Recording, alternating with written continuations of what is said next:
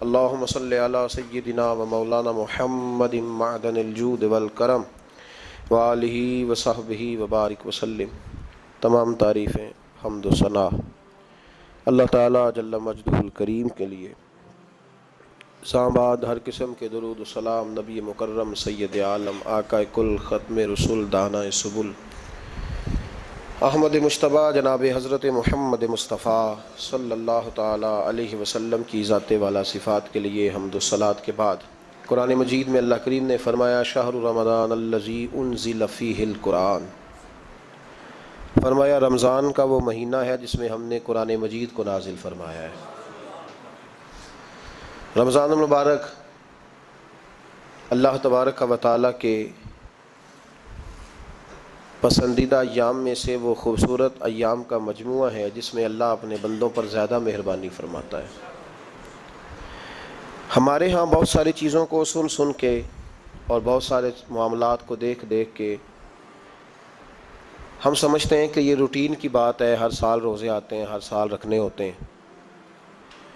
چونکہ یہ بڑا عظمت اور قدر والا مہینہ ہے، لیکن چونکہ خود چل کے آتا ہے تو جو چیز خود چل کے آتی ہے اس کی کئی دفعہ قدر کمزور ہو جاتی ہے، لہذا ہم روٹین کے فضائل سنتے ہیں، روٹین میں اسے لیتے ہیں۔ میرے عزیز، ہماری محافل جب ہوتی ہیں نا، محافل تو ان میں نقیب محفل ہوتا ہے، اسٹیج سیکرٹری بھی لوگ اس کو کہتے ہیں اور بھی کئی ناموں سے پکارتے ہیں۔ وہ آنے والے شخصیت کا تعارف کراتا ہے، کہتا ہے کہ فلاں صاحب آنے والے ہیں، پھر یہ بھی کہتا ہے کہ وہ بڑے اچھے ہیں، بڑے خوبصورت بولتے ہیں، اب میں فلاں قاری صاحب کو دعوت دینے لگا ہوں۔ قاری صاحب جو ہیں وہ بڑی اچھی تلاوت کرتے ہیں، بڑی اچھی ان کی آواز ہے اور بڑا اچھا ان کا لہجہ ہے، وہ تعارف کرا رہا ہوتا ہے۔ پھر نعت خواں کے حوالے سے بھی اس طرح کے وہ تعریفی کلمات ادا کرتا ہے، لیکن لوگ بعض اوقات سمجھتے ہیں کہ ان بیچاروں کی ڈیوٹی ہے، انہوں نے یہ کام کرنا ہی ہے، ان کی ذمہ داری ہے۔ اور اسی طرح ہوتا بھی ایسے ہی ہے، ہماری محافل کے جو اکثر نقیب حضرات ہوتے ہیں ان کے جملے رٹے رٹائے ہوتے ہیں، وہ انہوں نے سب کو کہنے ہی ہوتے ہیں، وہ کہے جاتے ہیں۔ لیکن اگر کسی محفل کے اندر نقیب محفل کوئی بہت بڑا عالم ہو، بہت بڑا محدث ہو، شیخ الحدیث ہو، یا کسی خانقاہ کا کوئی صاحب تقوی صالح مسند نشین ہو، اگر وہ کھڑا ہو کے کہے کہ جناب آج میں آپ کو تعارف کرانے لگا ہوں ایک بہت بڑے علامہ، ایک بہت بڑے صوفی آ رہے ہیں، پھر ہم سمجھ جائیں گے کہ جس کی ہمارے حضرت تعریف کر رہے ہیں وہ کوئی بڑا ہی اچھا آدمی ہے۔ پھر ہم سمجھیں گے نہیں، یہ روٹین کی گفتگو نہیں ہو رہی، یہ وہ رسم نہیں جو روز ادا ہوتی ہے، اس میں کچھ انفرادیت ہے، کچھ تخصیص ہے، کچھ اس کے اندر چیزیں زیادہ ہیں۔ وہ پھر انفرادی طور پر ہم تھوڑا سا اس کو زیادہ درجہ دیں گے، نہیں حضرت جی کہہ رہے تھے آج میں نے قبلہ سے سنا ہے، آج فلاں شیخ اور صوفی نے فلاں کی تعریف کی ہے تو بات کچھ زیادہ ہوگی۔ میرے بھائیوں، مثال دی ہے آپ کو سمجھانے کے لیے کہ رمضان المبارک وہ عزت اور عظمت والا مہینہ ہے جس کا تعارف کسی عام آدمی نے نہیں، رب کریم کے قرآن نے بیان فرمایا ہے اور میرے مصطفیٰ کریم کی زبان اطہر نے بیان فرمایا ہے۔ لیکن آنے سے پہلے بخاری مسلم میں حدیث ہے، حضرت سلمان فارسی رضی اللہ تعالیٰ عنہ کہتے ہیں رمضان شروع ہونے سے پہلے نبی پاک نے ہمیں مسجد میں بلایا اور خطبہ ارشاد فرمایا باقاعدہ، اور ارشاد فرمایا لوگوں تم پر ایک مہینہ آنے والا ہے جس میں اللہ اپنے بندوں پر خاص قسم کی رحمتوں کا نزول فرماتا ہے۔ خود رسول پاک نے ہمیں کس قدر زیادہ اس مہینے کا اکرام کرنا ہے اور کس قدر زیادہ اس کو اہمیت دینی ہے اور کس قدر زیادہ ہمارے لیے وہ باعث عظمت ہے کہ جس مہینے کے فضائل خود رسول پاک علیہ السلام نے بیان فرمائے۔ اور نبی پاک صلی اللہ علیہ وسلم نے فرمایا کہ اس مہینے میں تم نفل پڑھو گے تو اللہ فرض کے برابر ثواب عطا فرمائے، اور فرض کا ثواب اللہ 70 گنا عطا فرمائے۔ کتنا؟ بولیے۔ اچھا ہوتا پتہ کیا ہے؟ ہمارے ہاں لوگوں کو پتہ چل جائے نا فلاں کاروبار آج کل زیادہ صحیح چل رہا ہے تو سارے لوگ وہی کاروبار شروع کر لیتے ہیں۔ سی این جی کچھ دنوں بڑی زبردست تجارت ہوتی تھی، تو میرا خیال ہے کہ ہر کلومیٹر پر اللہ ماشاءاللہ سی این جی نظر آتی تھی۔ اب لوگوں نے سمجھ لیا ہے کہ شاید کھانا کھانے کا لوگوں کا مزاج زیادہ ہے، تو ہم جس چوک میں کھڑے ہوتے ہیں، جس جگہ جاتے ہیں، وہاں لوگ سب سے پہلے بتاتے ہیں کہ یہاں فلاں ہوٹل بڑا معروف ہے، اس پہ آپ کو کھانا کھلائیں گے۔ اب ہر آدمی نے ہوٹل کھول لیا، بلکہ اللہ تعالیٰ معاف کرے، ہمارے ہاں تو تعلیم بڑی اچھی تجارت ہے. جب سے سرکاری اسکولوں کی حالت تھوڑی خراب ہوئی تو ہر بندے نے پرائیویٹ اسکول کھول لیا ہے. بہت بڑی تجارت ہے معاذ اللہ. میں کبھی کبھی پریشان ہو جاتا ہوں کہ وہ قوم کیسے آگے بڑھے گی جو تعلیم بیچتی ہے. اور اللہ تبارک و تعالیٰ مجھے معاف کرے تو ہمارے ہاں تو صحت کا شعبہ سب سے زیادہ تجارت کا حامل ہے، کہ اگر کوئی آدمی اچھی انویسٹمنٹ کر کے کسی اچھی جگہ ہاسپٹل بنا کے کوئی 2-4 اسپیشلسٹ ڈاکٹر بنا لے تو پھر تو وہ بے شک جھاڑو کے ساتھ پیسے جمع کرے، مسئلہ ہی کوئی نہیں. ہم یہ کرتے ہیں کہ جو پتہ محسوس ہوتا ہے نا کہ اس جگہ مجھے رمق زیادہ نظر آ رہی ہے، تجارت میری زیادہ بڑھے گی، تو لوگ ادھر توجہ کر لیتے. او خدا کے بندو، صحابہ کا مزاج یہ تھا کہ جہاں انہیں پتہ چلتا تھا نا اس نیکی کا ثواب زیادہ ہے تو وہ بھاگ کر اس نیکی کی طرف توجہ کرتے تھے. آپ صحابہ کی سیرت کی کتابیں دیکھیے، حضرت انس بن مالک رضی اللہ تعالیٰ عنہ فرماتے ہیں جب نبی پاک علیہ السلام نے رمضان کی شان بیان کی تو صحابہ کا یہ مزاج بن گیا کہ وہ اپنے سارے کام رمضان سے پہلے سمیٹ لیتے تھے. رمضان شریف سے پہلے سارے کام سمیٹ لیتے، لینے دینے کے معاملات صاف کر لیتے، خریداری ہو جاتی. گھر کے اندر کوئی کام کرانا ہوتا تو وہ رمضان سے قبل کرا لیتے. یکم رمضان کو وہ مسجدوں میں ڈیرے لگا لیا کرتے تھے. وہ کہتے تھے نیکیاں جمع کرنے کے ایام ہے. نیکیاں دیکھیں نا، سب سے مصروف ترین زندگی ہمارے نبی پاک صلی اللہ علیہ وسلم کی زندگی ہے. 23 سالوں میں نبی پاک علیہ السلام نے 2300 سالوں سے بھی زیادہ کام کیا. بڑا مصروف وقت تھا حضور کا، بڑا مصروف. ہمارے یہاں نا میں ایک جگہ پہ حاضر تھا تو ایک بزرگ تقریر فرما رہے تھے. وہ کہہ رہے تھے اب خانقاہوں میں جو اللہ اللہ ہو رہی ہے وہ چھوڑ کے باہر نکلو، اب میدان میں نکلنے کا دور ہے. تقریر ختم ہوئی تو میں نے کہا حضرت ناراض نہ ہوئیے گا، ویسے کون سی خانقاہ میں اللہ اللہ ہو رہی ہے جہاں سے آپ باہر نکالنا، تو دور ہی گزر گیا اللہ اللہ کرنے کا. اب تو لنگر شنگر چل رہا ہے خانقاہوں میں، یا باتیں شاتیں ہو رہی ہیں. کیلو کال کی دنیا ہے، مستی اور حال کی تو کب سے چلی گئی. کم باذن اللہ جو کہتے تھے وہ رخصت ہو گئے. خانقاہوں میں مجاور رہ گئے یا گور کن. اب تو کہاں آپ کس کو آپ کہہ رہے ہیں کہ اللہ اللہ چھوڑ کے باہر آؤ؟ کون اللہ اللہ کر رہا ہے؟ اللہ ماشاء اللہ ہے حال ہی کوئی نہیں. اسلام فقط اللہ اللہ کا مذہب نہیں. نبی پاک صلی اللہ علیہ وسلم نے کہا لا رہبانیت فی الاسلام، میرے اسلام میں رہبانیت کا کوئی حصہ نہیں. ایک آدمی جا کے صرف مسجد میں بیٹھ جائے، حقوق سارے چھوڑ دے، بال بچوں کو بھول جائے، اسلام اس کی حوصلہ افزائی نہیں کرتا، حوصلہ شکنی کرتا ہے. وہ والی صوفی کا درس حضور نے نہیں دیا کہ مسجد میں بیٹھو اور بس مسجد میں بیٹھو، خانقاہ میں بیٹھو، بلکہ نبی پاک صلی اللہ علیہ وسلم ہمیں بدر میں بھی نظر آتے ہیں.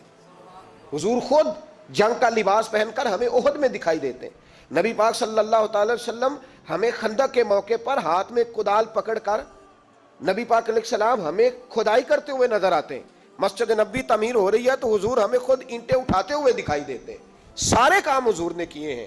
لیکن میرے بھائی یہ یاد رکھو، اگر بدر میں جانا میرے نبی کی سنت ہے تو غار حرا میں چپ کر کے بیٹھ کے اللہ اللہ کرنا یہ بھی میرے نبی کی سنت ہے صلی اللہ تعالی علیہ وسلم. اگر احد میں، خندق میں، حنین میں، میدان میں رہنا حضور کا طریقہ ہے تو غار ثور میں 3 دن اللہ اللہ کرنا بھی نبی پاک کا ہی طریقہ ہے. اگر سارا دن تبلیغ کرنا حضور کا طریقہ مبارکہ ہے تو ساری رات مسلح پہ کھڑے رہنا. اور صحیح مسلم میں حضرت عائشہ فرماتی ہے کہ قدموں پہ ورم آ جانا یہ بھی تو میرے نبی کا طریقہ ہے نا. تو میرے بھائی اس کو کون اپنائے گا؟ مصروف ترین زندگی نبی پاک کی، اس کے باوجود اللہ کے رسول ہر سال 10 دن کا اعتکاف کرتے تھے. ہر سال. ایک سال جہاد پہ گئے تھے، اعتکاف نہیں ہو سکا. اگلے سال میرے نبی پاک نے 20 دنوں کا اعتکاف فرمایا، پچھلے 10 دن کا. میں نے ایک بزرگ کی تعریف کی، ایک اپنے بڑے پیارے میرے محبت والے دوست ہیں ان کے سامنے. میں نے کہا یار یہ بندہ بڑا 4 سال اعتکاف کرتا ہے. تو انہوں نے ترجمہ کر دیا میری بات کا، تھوڑی سی تشریح کر دی. کہنے لگے ماشاءاللہ فارغ ہو گئے، اب بچوں کی شادی ہو گئی، اب فارغ ہیں. تو میں نے کہا کہ آپ یہ کہنا چاہتے ہیں کہ جو فارغ ہوتا ہے وہ اعتکاف کرتا ہے؟ آپ یہ کہنا چاہ رہے ہیں؟ کیونکہ میرا پیار تھا تو میں نے کہا ان سے کہ جو کوہ طور پہاڑ آپ نے سر پہ رکھا ہوا ہے آپ بھی ذرا اتار کے پھینکیں، دیکھوں تو صحیح کہ آپ کون سا مار کا فتح کر رہے ہیں. کس طرح کا ہمارا رویہ ہے، کس طرح کی ہماری سوچ. اگر کوئی شخص خیر کا کام کر رہا ہے تو بچائے اس کی حوصلہ، کہتے ہیں اب فارغ ہے، بچوں کی شادی ہو گئی، بچے کام کاج کرتے ہیں اس لیے بیٹھتے ہیں. تو میں نے کہا آپ نے جو پہاڑ اٹھایا وہ بھی ذرا دکھائیں. روٹی آپ بچوں کو دیتے ہیں کہ اللہ دیتا ہے؟ ان کی پرورش کی ذمہ داری آپ کی ہے یا رب کریم کی ہے؟ تو 2 گھڑیاں محنت کرنے کا مطلب یہ ہے کہ تم نے پہاڑ اٹھایا ہوا ہے سر پہ. تو اس طرح کے فلسفہ ہم بیان کرتے ہیں. افسوس یہ ہوتا ہے کہ رمضان المبارک اس میں بھی وہی سیاستیں، وہی خوش گپیاں. میں تو دعا مانگتا رہتا ہوں کہ اللہ روزوں میں کوئی الیکشن نہ آئے. آپ بھی آمین کہہ دیں.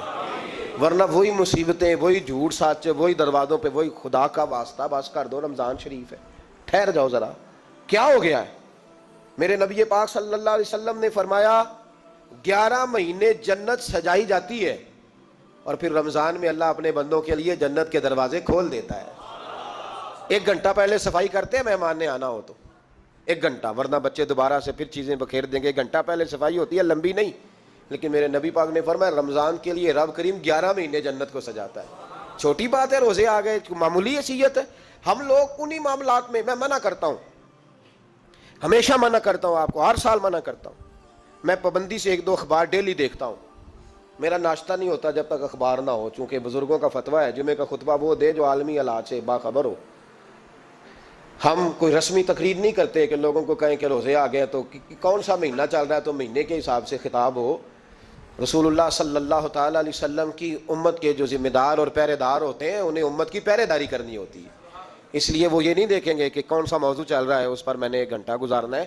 ترجیحات پر بات ہوگی. بات یہ عرض کر رہا تھا کہ میں رمضان شریف میں اخبار نہیں دیکھتا. میری اپیل ہے آپ سے کہ آپ رمضان شریف میں نا رمضان ٹرانسمیشن بھی نہ دیکھیں، ٹی وی پہ خبریں بھی نہ سنیں. سارا سال سنیے خبریں. ہماری خبریں سننے سے ملک میں کیا انقلاب آ گیا ہے. یا وہ جو ہم نے چوک میں کھڑے ہو کے تجزیہ کیا تھا اس سے کتنے لوگ سنور گئے. چھوڑیں، جتنا وقت ملے وہ آ کے مسجد میں بیٹھیں، اللہ کے گھر میں وقت گزاریں، ٹائم دیں. عبادت آپ کو زندہ کرے گی، روحانیت پیدا کرے گی، توانائی آئے گی، خوبصورتی آئے گی آپ کے اندر، آپ زندہ رہیں گے.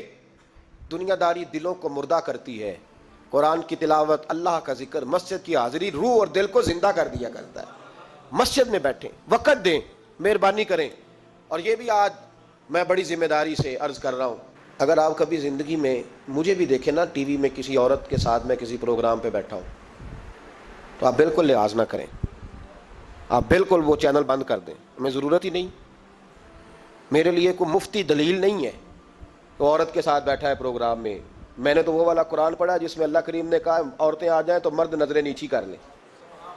ہم نے تو وہ والا قرآن پڑھا جس میں حکم ہے کہ مرد آئے تو عورت اپنی نظر نیچی کر لے. تو جہاں علامہ صاحب کے سامنے لڑکی بیٹھی ہے ٹی وی میں انٹرویو لے رہی ہے وہاں نظریں نیچی ہوتی ہیں؟ کہاں سے فتویٰ آیا؟ حضرت جنید بغدادی تو فرمایا کرتے تھے کہ حسن بصری پڑھانے والا ہو، رابعہ بصری پڑھنے والی ہو، تو پھر بھی ان کو بغیر پردے کے پڑھنے پڑھانے کی اجازت نہیں ہے. بات ختم ہو گئی. میں کل مجھے سرکاری یونیورسٹی ہے جامعہ کوٹلی کشمیر کی، انہوں نے مجھے دعوت دی کہ آپ کو لیکچر دینا ہے سائنس، تقویٰ اور رمضان. تو اسٹوڈنٹس ہوں گے، کچھ پروفیسر ہوں گے. تو میں نے کہا کہ اتنے بڑی جگہ آپ نے مجھے بلا لیا، یونیورسٹی لیول کے طلباء تو بڑے آگے جا چکے ہوتے ہیں. چلیں خیر، میں وہاں حاضر ہوا. جب میں پہنچا تو ایک پروفیسر صاحب مجھ سے کہنے لگے کہ لڑکیاں بھی ہیں. تو میں نے کہا کہ ٹائم دیتے وقت آپ سے گزارش کی گئی تھی کہ لڑکیاں نہیں ہونی چاہیے. تو وہ ایک جملہ بولنے ہی لگے تھے تو میں نے ان سے کہا کہ آپ مجھے دکیا نوس مولوی سمجھ لیں، میں پرانے خیالات کا ہوں، آپ مجھے پرانا سمجھ لیں. اس لیے کہ میرے حضرت صاحب فرمایا کرتے تھے ہر چیز نہیں لے لینا، دین نہ نیا لینا. وہ 1400 سال پرانا ہی ہمیں ٹھیک ہے، ہمیں نیا دین نہیں چاہیے. کہنے لگے جی وہ بچیاں تھوڑی پیچھے بیٹھ جائیں گی. میں نے کہا آپ درمیان میں پردہ لگا لیں، میں انہیں نہ دیکھوں وہ مجھے نہ دیکھیں. ٹھیک ہے، بات سنیں، ختم ہو گئی. لیکن اگر وہ سامنے بیٹھیں گے تو ہم نہیں بات کریں گے. تو وہ چونکہ پی ایچ ڈی لیول کے لوگ ہوتے ہیں، زیادہ پڑھے ہوتے ہیں، دلائل دینے کی کوشش کی. تو میں نے کہا میں دلیل نہیں سنتا، میں سنتا ہوں یا اللہ کا قرآن یا مصطفیٰ کا فرمان. تو آپ مہربان. لیکن انہوں نے ضد نہیں کی، بڑے اچھے لوگ تھے. انہوں نے کہا جی ٹھیک ہے لڑکیاں نہیں بیٹھیں گی. میرا عرض کرنے کا مقصد یہ ہے کہ کیا فرق پڑتا ہے ہمیں. بہت سارے ذرائع ہیں عورتوں تک پیغام پہنچانے کے، پیغام پہنچ جاتا ہے، کوئی حرج نہیں. آپ با پردہ بندوبست کریں. ہمارے رمضان کے فجروں کے درس میں ہزاروں کی تعداد میں عورتیں آتی ہیں، ان کے لیے با پردہ بیٹھنے کا بندوبست ہے. لیکن کوئی ضروری ہے کہ ٹی وی پہ ایک عورت بن سور کے سامنے بیٹھے اور آپ اس کے سوالوں کے جواب دیں؟ ہمارے لیے نہ کوئی مفتی دلیل ہے، نہ کوئی شیخ الحدیث دلیل ہے، اس طرح کا کوئی مفکر محقق ہمارے لیے دلیل نہیں. ہمارے لیے دلیل رسول اللہ کی ذات ہے صلی اللہ تعالی علیہ. ختم ہو گئی بات. اس لیے کوئی ایسی ٹرانسمیشن نہ دیکھو، کسی طرف توجہ نہ کرو. یار 30 تو روزے ہیں، وہ بھی کئی دفعہ 29 ہو جاتے ہیں. اللہ کہہ رہا ہے ایام معدودات، ایک گنتی کے دن ہے. اور میرے بھائی کیا مصیبت ہے، میرا وقت نہیں گزر رہا. آپ یقین کریں اللہ جانتا ہے، ہم تو رمضان کو زنجیریں ڈالتے ہیں. یہ کام بھی رہ جاتا ہے رمضان گزر جاتا ہے، یہ بھی رہ جاتا ہے رمضان گزر جاتا ہے، یہ بھی نہیں ہو پاتا رمضان، پتہ نہیں کس وقت روزے آتے ہیں کب نکل جاتے ہیں، کہتے ہیں میرا وقت نہیں گزرتا تو میں ٹی وی دیکھتا ہوں۔ قرآن سارا پڑھ لیا ہے، حدیثوں کا مطالعہ ہو گیا، اپنی آخرت کے لیے نفل سارے پڑھ لیے، تسبیحات ساری ہو گئی، جو اب ٹائم نہیں گزرتا تھا تو ٹی وی پہ جا بیٹھے، کدھر چلے گئے ہم؟ علامہ اسماعیل حقی نے حدیث لکھی، حضرت عائشہ صدیقہ رضی اللہ تعالیٰ عنہ فرماتی ہیں، تفسیر روح البیان میں موجود ہے، کہتی ہیں ایک دن حضور اچانک میرے ساتھ آرام فرماتے، بستر سے اٹھے نکل گئے۔ ہمیشہ نبی پاک علیہ السلام کا طریقہ مبارکہ تھا، جب رات کو تہجد کے لیے اٹھتے تو کہتے ابو بکر کی بیٹی حق تیرا ہے، وقت تیرا ہے، پر اگر تو اجازت دے تو میں اپنے اللہ کو راضی کر لوں۔ آج حضور نے پوچھا ہی نہیں، بستر سے اٹھے چلے گئے، کہتے میں اٹھی، میں نے دائیں بائیں دیکھا، محبوب نظر نہ آئے، حضور کی تامت استعمال شدہ پڑی تھی، وہ تامت میں نے اٹھا کے اوڑھ لی اور میں نکل گئی حضور کو تلاش کرنے۔ کہتی ہیں جب میں باہر گئی مسجد نبوی شریف کے ساتھ جنت البقیع کی جانب، نبی پاک سجدے میں تھے، کہتی ہیں میں گئی، تھوڑی دیر کھڑی ہوئی، حضور نے آہٹ سنی تو پوچھا تو کون ہے؟ میں نے کہا میں عائشہ ہوں۔ تو محبوب نے فرمایا یہ عائشہ کون ہے؟ میں نے کہا یا رسول اللہ میں آپ کی زوجہ۔ فرمایا زوجہ کیا ہوتی ہے؟ یا رسول اللہ میں ابو بکر کی بیٹی۔ تو نبی پاک نے فرمایا یہ ابو بکر کون ہے؟ حضرت عائشہ کہتی ہیں میرا کلیجہ پھٹنے کو آیا، میں وہاں سے پریشان حال واپس آئی، جب میں گئی تھی تب بھی ہلکی ہلکی بارش تھی، واپس لوٹی تو پھر بھی ہلکے ہلکے قطرے بارش کے گر رہے تھے، میں آ کے ہامتی کامتی بیٹھ گئی، تھوڑی دیر گزری تو نبی پاک تشریف لے آئے، تو حضور صلی اللہ تعالیٰ علیہ وسلم نے مجھے پریشان دیکھا تو کہا عائشہ کیا ہوا؟ کہا حضور آج وہ ہوا ہے جو کبھی نہیں ہوا۔ یا رسول اللہ میں پریشان ہو گئی ہوں۔ حضور عجیب بات ہے، میں گئی ہوں، آپ نے پوچھا کون ہے تو میں نے کہا میں عائشہ۔ کا عائشہ کون؟ آپ کی زوجہ۔ فرمایا زوجہ کون؟ ابو بکر کی بیٹی۔ کا ابو بکر کون؟ اور پھر حضور میں گئی ہوں تو میرے کپڑے بھیگ گئے، آپ آئے ہیں تو کپڑے خشک ہیں، سمجھ نہیں آئی۔ تو لفظ سنو حدیث کے، نبی پاک نے فرمایا عائشہ لی مع اللہ وقت، میرا اپنے اللہ کے ساتھ ایک وقت ہوتا ہے۔ کس کے ساتھ؟ آج میرا دوستوں کے ساتھ وقت ہے، آج میرا گھومنے کا وقت ہے، آج میرا خوش گپیوں کا وقت ہے، آج میرا سیاحت کا وقت ہے، آج میرا پکنک کا وقت ہے۔ میرے نبی پاک نے فرمایا لی مع اللہ وقت، عائشہ میرا اپنے اللہ کے ساتھ، میرا اپنے اللہ کے ساتھ ایک وقت ہوتا ہے، اس وقت نہ وہاں کوئی فرشتہ آ سکتا ہے، نہ کوئی نبی اور مرسل آ سکتا ہے۔ جب فرشتہ اور نبی نہیں آ سکتے تو عائشہ اور ابو بکر کیسے آ سکتے ہیں؟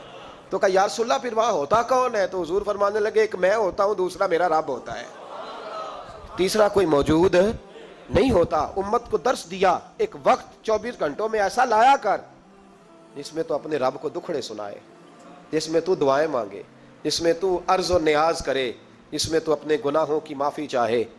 اعلیٰ حضرت کے والد گرامی سے کسی نے پوچھا مولانا نقی علی خان صاحب سے کہ حضرت جی فرعون 500 سال ہی حکومت کر گیا، 500 سال ہی حکومت کر گیا، اللہ کا مقابلہ کرنے والا پکا کافر بے ایمان۔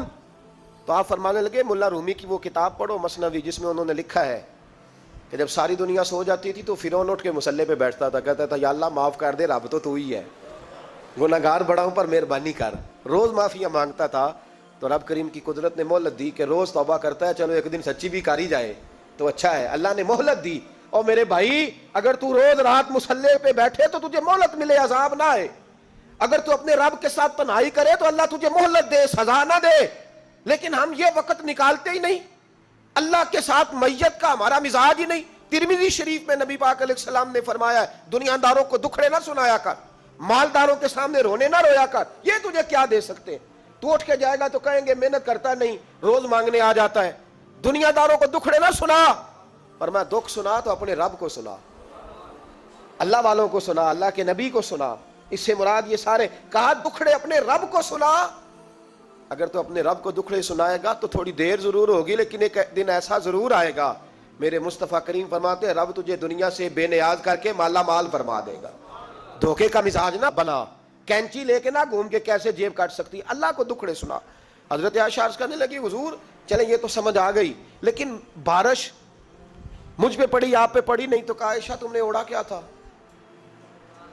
کہا حضور آپ کی طامت۔ فرمایا بارش کوئی نہیں تھی، جب تو نے میری طامت لی تو خدا کی رحمتیں تم پر برسنے لگ گئی۔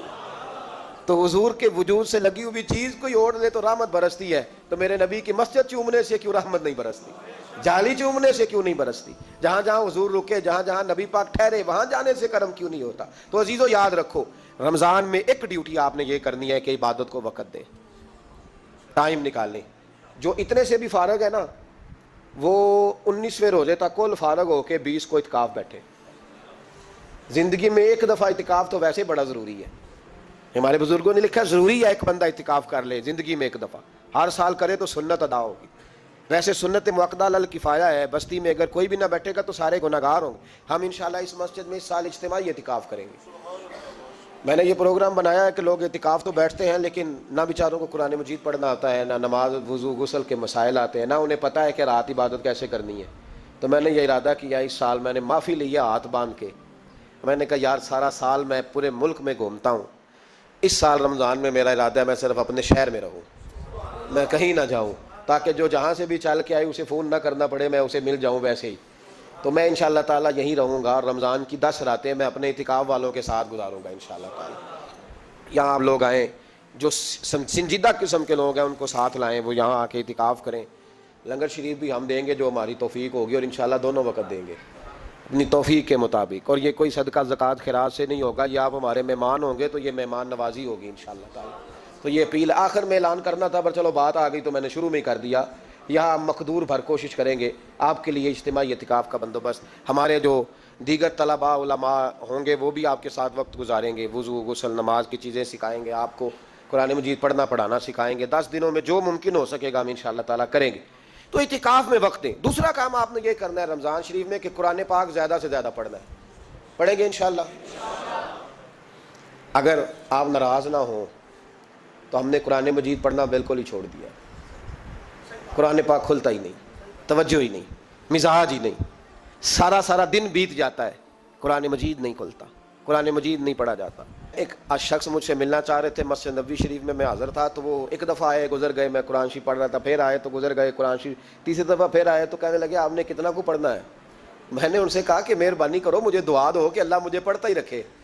آپ نے یہ کیا لفظ ادا کر لیے کہ کتنا کو پڑھنا ہے؟ خدا کے بندو یہاں کام کیا ہے؟ اگر تلاوت بھی نہیں کرنی تو کرنا کیا ہے وہاں؟ میں اکثر کہتا ہوں کہ چونکہ ہم تو مسیتڑ ہیں، ہمارا تو مزاج ہے مسجدوں میں رہنے کا، چونکہ عام لوگوں کا مزاج نہیں ہوتا تو وہاں بھی بازاروں کو ٹائم زیادہ دیتے ہیں، خریداری میں وقت زیادہ لگاتے ہیں۔ اگر ہماری طبیعت مسجد میں بیٹھنے کی ہو، قرآن پاک پڑھنے کی ہو، تو بڑا ذوق بن جائے۔ قرآن مجید امام اعظم ابو حنیفہ امام اعظم رمضان شریف کے اندر 61 قرآن مجید پڑھا کرتے تھے۔ کتنے؟ 60 اور 1 61۔ ایک قرآن شریف دن میں پڑھتے، ایک رات کو پڑھتے، پورے دن میں قرآن مجید ختم کرتے، ایک رات کو۔ اور آپ فرماتے ہیں 61واں قرآن مجید وہ تھا جو میں تراویحوں میں سنا کرتا تھا۔ 61 قرآن پاک آپ ہر رمضان میں پڑھا کرتے تھے۔ میری آپ سے گزارش ہے ایک سپارہ مسجد میں پڑھیں رمضان میں، ایک سپارہ گھر میں پڑھیں۔ مسجد میں پڑھیں گے تو مسجد کا حق ادا ہوگا، اور گھر میں قرآن پاک کھول کے بیٹھیں گے تو بچے بھی آ کے پاس بیٹھ جائیں گے، چھوٹے چھوٹے بچے۔ یہ کبھی تجربہ کرنا، یہ بخشش کا ذریعہ ہے۔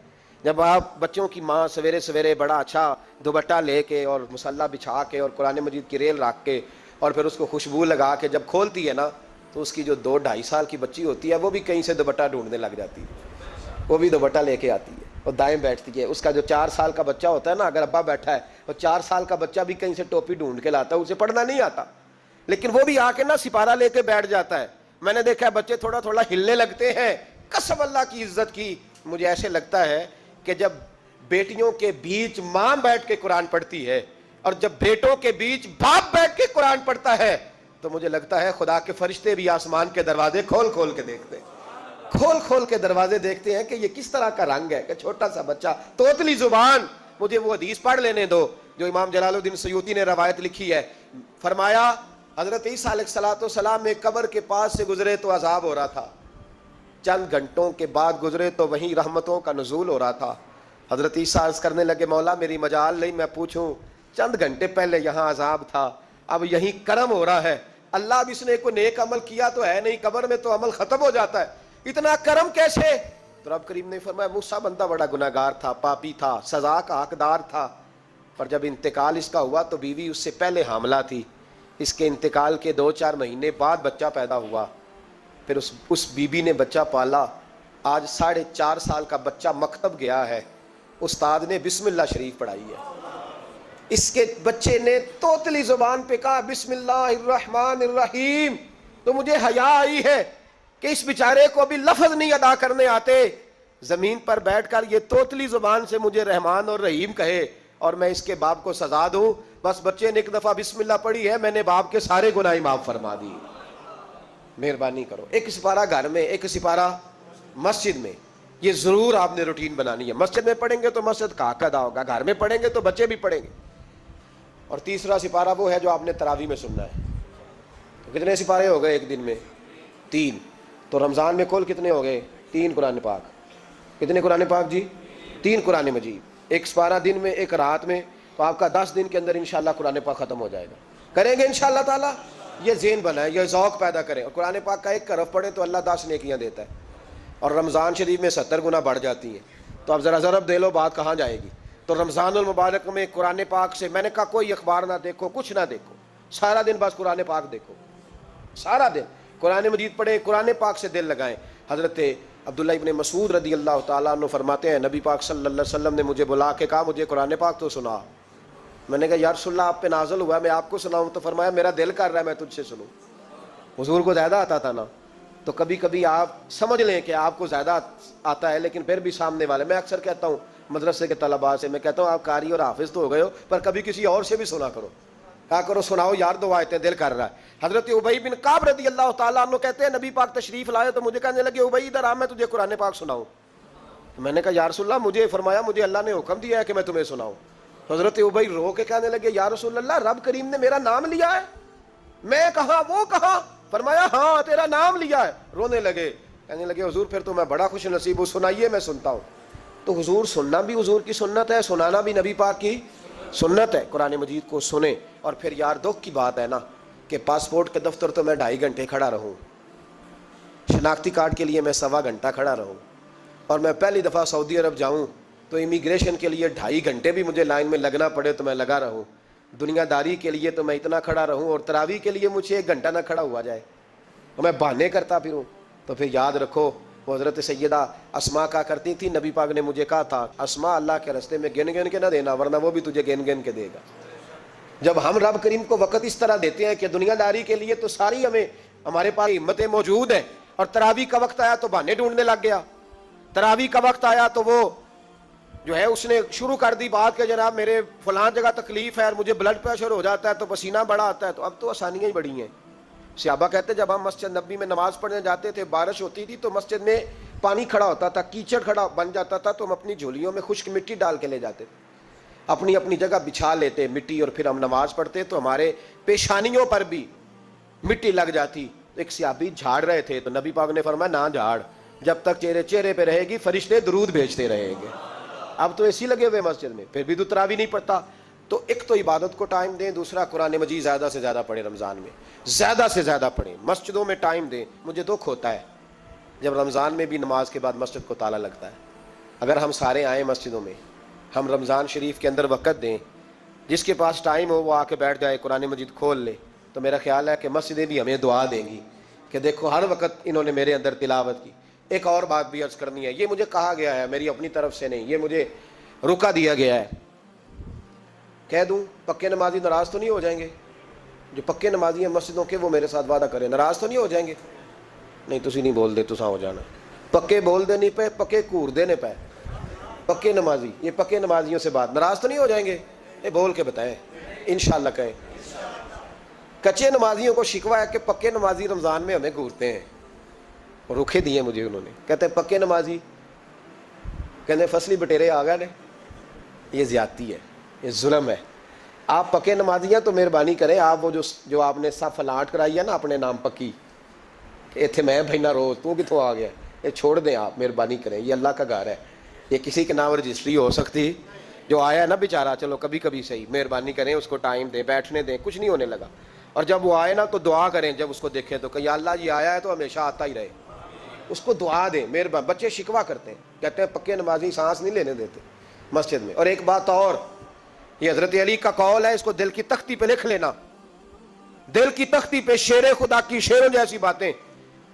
حضرت مولا علی شیر خدا فرمایا کرتے تھے وہ نیکی کرنے والا اچھا نہیں جو نیکی کر کے اکڑ جاتا ہے اور دوسروں کو گناہگار سمجھتا ہے، وہ نیکوکار اچھا نہیں۔ فرمایا کرتے تھے اس سے وہ گناہگار اچھا ہے جو گناہ کر کے کم از کم شرمندہ تو ہوتا ہے نا۔ فرماتے ہیں جو گناہ کر کے شرمندہ ہو وہ زیادہ اچھا ہے اس سے جو نیکی کر کے اکڑ جائے۔ تو تھوڑی سی نیکی کر کے پرہیزگاری کر کے ساری دنیا کو گناہگار سمجھنے لگ جانا، یہ تو بت پیدا کر لیا تو نے اپنے اندر، اس بت کو توڑ دے۔ پتہ نہیں کون کب آئے اور اللہ کا ولی بن جائے، کوئی آیا لے کے چلا گیا، کوئی عمر بھر بھی نہ پا سکا۔ میرے مولا تجھ سے گلا نہیں، یہ تو اپنا اپنا نصیب ہے۔ تو مہربانی کریں پکے نمازی تھوڑی شفقت کریں، یہ میں سب سے نہیں کہہ رہا، جو گھورتے ہیں صرف ان سے کہہ رہا ہوں۔ کچھ پکے نمازی ہیں تو الحمدللہ دل کے بھی بڑے پکے ہیں، سوچ کے بھی بڑے پکے ہیں، اچھے ہیں، خوبصورت لوگ۔ لیکن کچھ ایسے لوگ ہیں، ہمارے شہر کے ایک ڈاکٹر صاحب ہیں، میں نے کہا آپ نماز مسجد میں پڑھا کریں، ان کی عمر کافی زیادہ ہو گئی ہے، تو کہتے ہیں حضرت میں پڑھوں گا انشاءاللہ۔ ان کو میں نے دوائی لینے گیا تو وہاں بھی میں نے بات شروع کر دی، میں نے کہا آپ مہربانی کریں، کہتے ہیں میں آؤں گا۔ کچھ دنوں کے بعد میں نے اس مسجد میں نماز پڑھی اور خاص کر کے پڑھی کہ یہ ٹائم ہے، میں نے فون کیا کہ ڈاکٹر صاحب آپ نظر نہیں آئے، تو کہتے ہیں صاحب ناراض نہ ہو جان، نمازی مجھے کہتے تھے خیر ہے ڈاکٹر صاحب کہیں غلط جگہ تبادلہ تو نہیں ہو گیا، کوئی مصیبت تو نہیں آ گئی؟ تو کہتے ہیں مجھے شرم سی آتی ہے کہ نمازی اس طرح، ویسے بھی میں گیا نہیں، 60 سال عمر ہو گئی، تو اب نمازی تو یہ آپ کیا کر رہے ہیں؟ ہم کوئی اللہ کی رحمت کے منشی ہیں کہ ہم سے پوچھ کے وہ دے گا جس کو دے گا؟ کیا کرتے ہو؟ او بھائی حضرت باجدید بستامی رحمت اللہ تعالیٰ علیہ جیسے لوگ کہا کرتے تھے جنہوں نے ساری زندگی جھوٹ نہیں بولا، حرام نہیں کھایا، فرماتے تھے الفن کہتا ہوں، بالغ ہونے کے بعد نماز قضا نہیں کی، لیکن پھر بھی کہا کرتے تھے دعا مانگو میرا رب مجھ سے حساب نہ پوچھ لے، حساب والا نہیں ہوں میں، دارگزر والا ہوں۔ عدل کریں تے تھر تھر کمبن اچیاں شانہ والے، یہ تو فضل کریں تے بخشے جاون میرے جے منہ کالے۔ تو مہربانی کریں آگے چلیں، رمضان شریف میں سخاوت کرنی ہے۔ حضرت انس بن مالک رضی اللہ تعالیٰ عنہ فرماتے ہیں جس طرح تیز آندھی چلتی ہے، ذرا مثال دیکھیں صحابی کی کتنی خوبصورت، فرماتے ہیں جس طرح تیز آندھی چلتی ہے نا، اس طرح رمضان میں میرے نبی کی سخاوت چلا کرتی تھی۔ نبی پاک ہر سائل کو دیتے، جو قیدی بند ہوتے نا، قیدی جنگ کے قیدی کفار، حضور انہیں بھی آزاد کر دیتے رمضان میں، فرماتے جاؤ تمہیں آزاد کیا، سخاوت کریں۔ اور میرا مشورہ ہے اس دفعہ غریبوں سے غریب سخاوت کریں، نسخہ دے رہا ہوں امیر ہونے کا، تو سخی ہو جا، رب کریم تجھے امیر کر دے گا، سخی بن جا۔ مالا والے سخی نہیں ہوندے تے سخیاں کول مال نہیں ہوندا، ایتھے ہوتے دوواں جہان نہیں، سخی کنگال نہیں ہوندا، سخی بن جاؤ۔ میرے نبی پاک علیہ السلام نے فرمایا بندہ کبھی بھی جیب کا سخی نہیں ہوتا، سخی وہی ہوتا ہے جو دل کا ہوتا ہے۔ غریبوں کو میرا مشورہ ہے کہ 10 روپے دو لیکن رمضان میں روز دینا، ہر شام دینا، غریبوں کو ساتھ بٹھاؤ، روٹیاں کھلاؤ، افطاریاں کراؤ، غریبوں کے گھروں کے اندر سوٹ پہنچاؤ، مدارس کے طالب علموں کو کپڑے خرید کے دو، جو کچھ نہیں دے سکتا وہ ایک مسواک لا کے دے، ڈیوٹی کرو، اپنے دائیں بائیں غریبوں کا خیال رکھو۔ جن گھروں میں اکثر دیکھتے ہو کہ دال کا شاپر جاتا ہے، وہاں رمضان شریف میں صبح صبح گوشت پہنچاؤ، مہربانی کرو۔ غریب امیر تو کسی کو تب دے گا جب اس نے ووٹ لینے ہوں گے، وہ تو وہاں زکوٰۃ دے گا جہاں سے اسے پتا ہوگا کہ میری تعریف اچھی ہوگی، وہ تو مسجد میں اس وقت خرچ کرے گا جب اس کا نام بار بورڈ پہ لکھا جائے گا۔ غریبوں تم نے ظلم کیا ہے، اگر تم اپنی 4 غریب بھائی مل کے ایک غریبنی بہن کا خیال رکھتے تو اس غریبنی کو محلے کے چودھری کے پاس نہ جانا پڑتا۔ اگر 4 غریب بھائی ایک غریب بھائی کا خیال کر لیتے، تھوڑے تھوڑے جو صاحب حیثیت تھے، تو وہ مجبور نہ ہوتا۔ مہربانی کرو۔ حضرت عبداللہ ابن عمر رضی اللہ تعالیٰ عنہ ہر روز مدینے کے مسکینوں کو ڈھونڈ کے لاتے تھے، فرماتے تھے کہ ان کو ایک تھیلا دینا میں عزت نہیں سمجھتا، ڈھونڈ کے لاتے غریبوں کو اور اپنے سامنے دسترخوان بچھاتے رمضان میں، اور پھر ان پہ کھانے چنتے اور فرماتے غریب کھائیں گے تو میرا اللہ راضی ہوگا، ساتھ بٹھا کے کھلاتے۔ ایک بڑی عجیب بات ہو گئی، گھروں میں ہو جاتی ہے، جن گھروں میں زیادہ مہمان آتے ہیں وہاں یہ مسئلے بن جاتے ہیں۔ ایک دن زوجہ کہنے لگی کھانا آپ کا یہ آج مہمان کو نہ لائیے گا، کہہ دیتی ہیں نا بیویاں کبھی کبھی، یہ نافرمانی نہیں۔ اگر آپ کو کھڑا کیا جائے نا رمضان میں روزہ رکھ کے باورچی خانے تو لگ پتا جائے، اس کو نافرمانی نہ سمجھے، بیوی نے پکا کے نہیں دیا جی۔ تو حضرت عبداللہ ابن عمر کی زوجہ کہنے لگی آپ کا کھانا ہے، مہمانوں کا کوئی نہیں۔ تو حضرت عبداللہ ابن عمر کہنے لگے اللہ تجھے جزا دے، تو روز پکا کے دیتی ہے، چل اس طرح کر مجھے سرکہ اور کھجور دے دے، روٹی میرے مہمان کو دے دے۔ تو آپ کی زوجہ رو پڑی، کہنے لگی اگر آپ افطاری والوں کا اتنا خیال کرتے ہیں تو میں نہ کروں؟ مجھے 10-20 منٹ کا ٹائم دے، میں اپنے اوپر وزن بوجھ ڈالوں گی، میں تھوڑی مشقت میں پڑوں گی، لیکن مہمانوں کے لیے افطاری کا ضرور بندوبست کروں گی۔ ہمارے ہاں تو افطاریاں بھی سیاسی ہیں، ووٹ کٹے کرنے کے لیے افطاریاں، اور ڈرو اللہ سے۔ کس کس نام پہ لوگ دنیا داری کریں گے؟ کس کس نام؟ غریبوں کو کھلاؤ کھانا جن کو سارا سال گوشت ملتا ہے ان کی۔ میں کل یونیورسٹی میں کہہ رہا تھا کہ بڑا ہاتھی ہوتا ہے پر بادشاہ شیر ہوتا ہے، اس لیے کہ شیر ہفتے میں ایک دن گوشت کھاتا ہے، اگر روز کھائے نا تو اس سے بھی نہ اٹھا جائے، جس طرح ہم سے نہیں اٹھا جاتا، اس سے اٹھا کوئی نہ جائے، وہ ہفتے میں ایک دن کھاتا۔ مگرمچھ سب سے دلیر جانور ہے دریائی جانوروں میں سے، لیکن 24 گھنٹے میں 700 گرام کھانا کھاتی ہے، اور شیر کا بھی پنجہ پکڑ لے تو شیر چھڑا نہیں سکتا، روٹی کھا کھا کے تو حال ہی کوئی نہیں قوم کا۔ تو مہربانی فرمائے فاقہ آپ کو طاقتور کرے گا، اور جتنا زیادہ انسان کھاتا ہے شہوانی قوتیں زیادہ ہوتی ہیں، اس لیے نبی پاک نے کہا تھا نوجوانوں کو یا شادی کر لو یا روزے رکھا کرو۔ اگر زیادہ روٹیاں کھاؤ گے تو تمہارے اندر نفسانی اور شہوانی قوتیں زیادہ پروان چڑھیں۔ تو مہربانی فرمائے رمضان میں غریبوں کے فاقوں کا خیال کریں، انہیں پہنچا کے آئیں، گھر جا کے دے کے آئیں۔ میں اکثر یہ روتا ہوں کہ ہماری مسجدوں میں نا 27ویں کو قاری صاحب کو سوٹ ملتا ہے، اس کے پیچھے سازش یہ ہوتی ہے کہ 27ویں روزے نہ تو درزی پکڑے گا نہ سی کے دے گا، تو ہم یہ سازش کرتے ہیں کہ دین جنانا ہوئے مولوی بھی ساڑھے ورگا سوٹ پا لے عید تے، تو پھر ساڑھے جی چودھری جی تے مولوی جی فرق کی رہ گیا۔ تو 27ویں کو اس لیے دیتے ہو کہ درزی نہ پکڑے، اس بیچارے کو دینا ہے تو یکم رمضان کو دو، اس کو حضرت جی میرے والا جوڑا پہن کے آپ نے تراویحاں پڑھانی ہے، یہ جمعہ آپ نے میرے سوٹ سے۔ مہربانی کریں آپ جو آپ کے اپنے علاقے کے مسجد کے قراء ہیں، حفاظ ہیں، طالب علم ہیں، ان کو رمضان شریف سے شروع ہونے سے پہلے، اور کسی گھر میں آپ لنگر پہنچاتے ہیں 20ویں روزے تو 20 روزے تو فاقے سے انہوں نے رکھ لیے، اب آپ گھی لے کے پہنچ گئے۔ اگر رمضان کی نیت کر کے رمضان سے پہلے بھی دو گے تو اللہ رمضان جتنا ہی اجر عطا فرمائے گا۔ فطرانہ یکم رمضان کو دے دو، مہربانی کرو، تاکہ غریب کے گھر کے اندر چولہا صحیح جلے، اس کے بچے بھی کھانا صحیح کھائیں۔ میری یہ گزارش ہے کہ اگر آپ نے کسی غریب کی بچی کو کپڑا، لباس اور غریبوں کو کچھ لے کے دینا ہے تو رمضان سے پہلے لے کے دیں، تاکہ درزیوں کا ریٹ کم ہو، وہ کام جو ہے وہ جلدی ہو جائے۔ اور میری گزارش ہے مسلمانوں سے کہ اپنے سارے کام رمضان سے پہلے سمیٹ لو، اتنے قیمتی دن دوبارہ نہیں ملیں گے جو زندگی میں رمضان دوبارہ سے آ رہا ہے، سارے کام پہلے کر لو۔ ہمارے ہاں تو آپ یقین کریں نہ درزی تراویحاں پڑھتا ہے، نہ کپڑوں والا پڑھتا ہے، نہ کاج بٹن والا پڑھتا ہے، نہ نلکی والا پڑھتا ہے، وہ کہتے ہیں جی راشی سارا ان دنوں میں۔ وہ جو آخری 10 راتیں ہوتی ہیں نا رمضان کی، حضرت عائشہ صدیقہ رضی اللہ تعالیٰ عنہ فرماتی ہیں حضور ہمیں نفل کے لیے نہیں جگاتے تھے، پر رمضان کے آخری 10 دن فرماتے اٹھو یہ سونے کا ٹائم نہیں، اور ہمارا وہی ٹائم سارا بازاروں میں گزر جاتا ہے، وہ جو کچھ لینے کا وقت ہے، شب قدر تلاش کرنے کا وقت ہے، وہ سارا ہم بازاروں میں گزارتے ہیں۔ ہم انشاءاللہ تعالی رمضان کی آخری 10 راتوں میں شب بیداری کریں گے، محفل کریں گے، تلاوت کریں گے، تسبیح پڑھیں گے، جو ہم سے ہو سکے گا، مسجدوں کا رخ کریں، یہاں پہنچ سکتے ہیں تو یہاں پہنچ جائیں، لیکن اپنا وقت ضائع نہ کریں، کوئی ایسا کام نہ کرے کہ جس میں ایک لمحہ بھی رمضان المبارک کا ضائع ہو۔ آخری بات سنیں، رمضان میں ہم نے کیا کرنا ہے؟ سارا سال دین کے لیے کوشش کی ضرورت ہے، سارا سال ہم جب کہیں جا کے دین کی بات کرتے ہیں تو ہمیں ایسا لگتا ہے کہ یہ لوگ بیچارے ترس رہے تھے کہ کاش کبھی پہلے ہمیں بات سننے کو ملتی۔ دین کی بات کی ہر وقت ضرورت ہے۔ رمضان کے اندر لوہا گرم ہوتا ہے، کیوں بھلا؟ شیطان قید ہو جاتا ہے۔ پہلے جب دین کا کام ہوتا ہے تو دو قوتیں آپس میں لڑتی ہیں، ہم تبلیغ کرتے ہیں، ایک دوسرے کو پیغام دیتے ہیں، شیطان جواب کے اندر کیا کرتا ہے کہ جب ہم یہاں کسی آدمی نے بات کی یا سنی تو بڑا دل نرم ہو گیا، لیکن جب گھر گئے تو شیطان نے پھر وسوسہ ڈال دی۔ رمضان میں ایسے نہیں ہوتا، صرف تبلیغ ہوتی ہے، شیطان قید ہوتا ہے، وہ کوئی غلط مشورہ دینے کی پوزیشن میں نہیں ہوتا۔ اب ہمیں کیا کرنا چاہیے کہ تبلیغ زیادہ کرنی چاہیے، جد و جہد کریں، اتنی جد و جہد کریں کہ یہ رمضان جو آنے والا ہے اللہ تعالیٰ اسے امت مسلمہ کی عزت کا مہینہ بنا دے، اور رمضان جیسے ہی جائے امت کو اللہ پھر سے وقار عطا فرمائے، ہمیشہ مدحت خیر الانام میں گزرے۔ دعا ہے یہ عمر درود و سلام